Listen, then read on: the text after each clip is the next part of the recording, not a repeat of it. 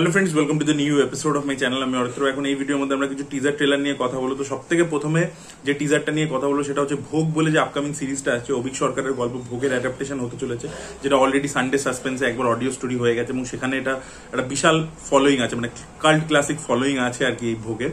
তো সেটার আর কি পরমব্রত চট্টোপাধ্যায় অ্যাডাপ্ট করছেন আর কি হইচইতে। তো অনির্বাণ ভট্টাচার্য লিড চরিত্র প্লে করছে, আর এছাড়া পার্ণ মিত্র রয়েছে। অলরেডি পোস্টার চলে এসেছিল, অ্যানাউন্সমেন্ট ভিডিও একটা এসেছিল যেটা জেলার থেকে কপিড ছিল। যাই হোক, এবার এই টিজারটা কেমন হলো দেখুন। আমার টিজারটা কিন্তু ভালোই লেগেছে। আমি জানি না, আমি অনেককে দেখছিলাম বলতে যে সানডে সাসপেন্সের লেভেলের হয়নি। ধরুন আমরা কাজটা পুরোটা এখনো দেখিনি, আমরা সেই এতে বলতে পারবো না। একটা জিনিস আমার ভালো লাগেনি টিজারের মধ্যে, সেটা আগেই বলে দিই। সেটা যে ডামরি যে ক্যারেক্টারটা যেটা পার্ণ প্লে করছে, সেই ক্যারেক্টারটা যেভাবে দাদাবাবু বলছে, ওই ক্যারেক্টারটার মধ্যে ওই ফিলটা পেলাম না। ঠিক আছে, কারণ আমরা জানি ওই চরিত্রটা কি, আমি জানি, আমার মনে হয় যারা যারা এই ভিডিওটা দেখছে প্রত্যেকে এই গল্পটা অলরেডি শুনে ফেলেছে আর কি।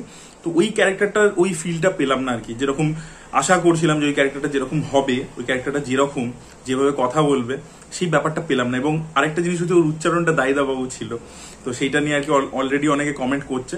তো সেটা আর কি দেখা যাক এবার পার্ণ কিভাবে প্লে করে। She is a very nice actress, but দেখা যাক তার প্রেজেন্টেশন কিরকম হয়।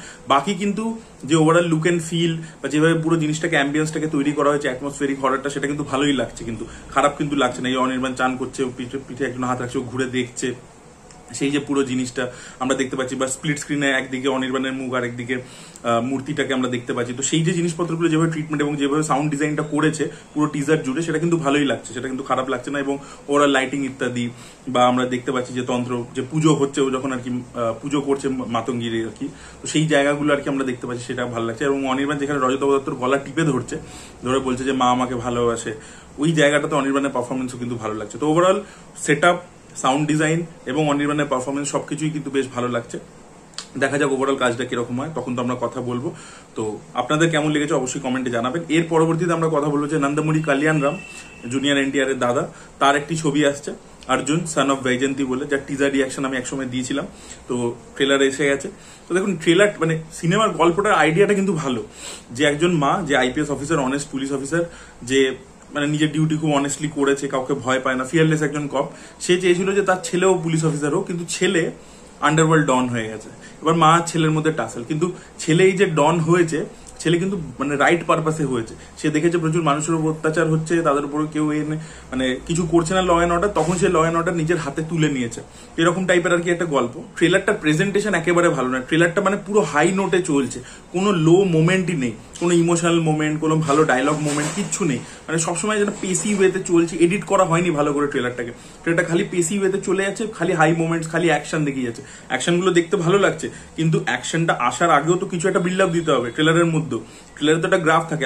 সব থেকে রিসেন্টলি ভালো এডিটেড, ওয়েল এডিটেড ট্রেলার হচ্ছে জাটের ট্রেলারে আপনি দেখুন, প্রথমে বিল্ড আপ দেওয়া হয়েছে, রানা তুঙ্গার ইন্ট্রোডাকশন করা হয়েছে, তারপরে সানি দেওলের ইন্ট্রোডাকশন করা হয়েছে, তারপরে অ্যাকশন দেখিয়েছে, তারপর প্রপার জায়গায় ডায়লগ প্লেসমেন্ট করেছে।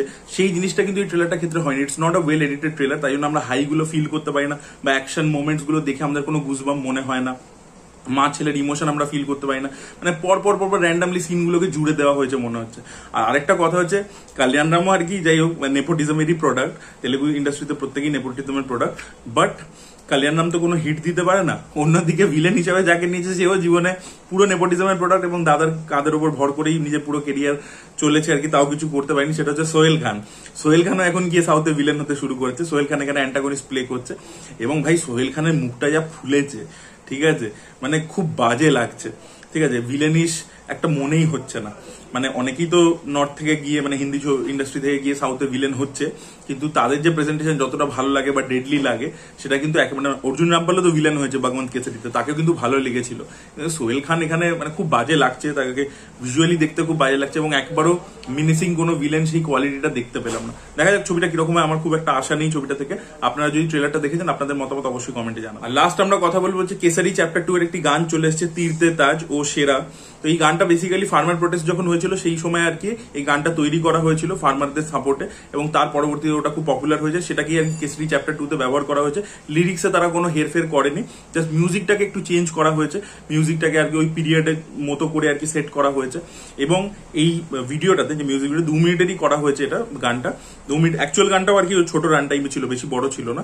তো সেখানে আমরা যে ভিজুয়ালস গুলো দেখতে পাচ্ছি, সেখানে একটা জায়গা আছে জেনারেল ডায়ার আর কি জালিয়ানওয়ালা বাগে ঢুকেছে, এবং অ্যাকচুয়ালি অক্ষয় কুমার আর কি জালিয়ানওয়ালা বাগে যাচ্ছে ম্যাসাকারটার পরে, এবং সে ইমাজিন করছে যে ওখানে কি কি হয়েছিল। তো সেখানে আমরা যখন দেখতে পাচ্ছি জেনারেল ডায়ার দাঁড়িয়েছিল এবং ওখানে সব অফিসাররা আর কি বন্দুক নিয়ে দাঁড়িয়ে আছে, সেখানে দেখবেন যে বন্দুকের যেখানে আর কি এটা আছে, ট্রিগারটা আছে, সেই ট্রিগারের মধ্যে দিয়ে ক্যামেরাটা পাস হয়ে চলে যাচ্ছে। ওই জায়গাটা খুব ভালো মানে শর্ট টেকনিকটা হয়েছে।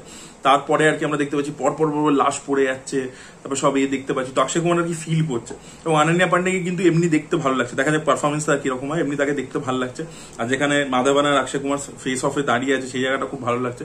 তো এমনি প্রেজেন্টেশন ইত্যাদি খুবই ভালো, এবং কোথাও একটা ফিল আসছে, মানে গানটা তো খুব পাওয়ারফুল, লিরিক্সও প্রচন্ড পাওয়ারফুল, মিউজিকটার মধ্যে একটা ইমোশন আছে, এবং সেটা তার সাথে এই যে ভিজুয়ালস গুলো আসছে, আমরা দেখতে পাচ্ছি যে ব্রিটিশরা কিভাবে অত্যাচার করেছে, কি হয়েছে, লাশ ভেসে যাচ্ছে। তো এগুলো আমরা ট্রেলার লেভেলে অলরেডি দেখেছিলাম, সিনেমাটা সার্টিফিকেট পেয়েছে। সেই ভিজুয়ালস গুলো যখন গানটার সাথে আসছে, ভিজুয়াল গুলোকে অনেক অনেক বেশি এনহ্যান্স করে দিচ্ছে গানটা খুবই ভালো। আমি আগেও বলেছিলাম যখন টিজার এসেছিল সেখানেই গানটা তো ওরা রেখেছিল, ট্রেলারে রাখিনি, টিজারটাকে অন্য লেভেলে নিয়ে গেছিল আর কি মানে এই গানটা।